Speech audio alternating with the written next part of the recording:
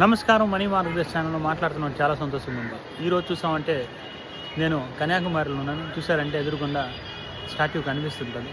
ఇది నాకు hotel top view నుంచి తెలుస్తుంది వ్యూ. ఈరోజు మార్కెట్ కొంచెం డౌన్ కానీ ఆర్ న్యూట్రల్ కానీ ఉండొచ్చు. ఎందుకంటే యూఎస్ ట్రెజరీలో చాలా అవకతవకలు ఉన్నాయని చాలామంది నిపుణులు చెప్తున్నారు. నెక్స్ట్లీ పల్సెస్ కొనకూడదు అని చెప్పి పల్సెస్ కొనాలని ఎడిట్ చేశారని ట్రంప్ గారని అంటున్నారు. సో దీనివల్ల ఏమో ఇండియన్ గవర్నమెంట్ కాల్లో ప్రాపర్ రెస్పాన్స్ లేదు. దాంతోపాటు $500 బిలియన్ మనం నిజంగా పర్చేజ్ చేసామంటే దాని ఇంపాక్ట్ ఏంటవుతుంది? దాని ఇంపాక్ట్ ఏమో దగ్గర మనం ట్రేడ్ సర్ప్లస్ నుంచి ట్రేడ్ డెఫిసిట్కి వెళ్ళడానికి అవకాశాలు ఉన్నాయని చాలామంది చెప్తున్నారు. దీనివల్ల ఏమో మనకు తెలుస్తుంది ఏంటంటే మనం ఈ డీల్ కంటిన్యూ చేస్తామా, రష్యన్ ఆయిల్ కొంటామా అనేది చాలా విశేషాల్లో మనం డౌట్ఫుల్గా ఉన్నాం.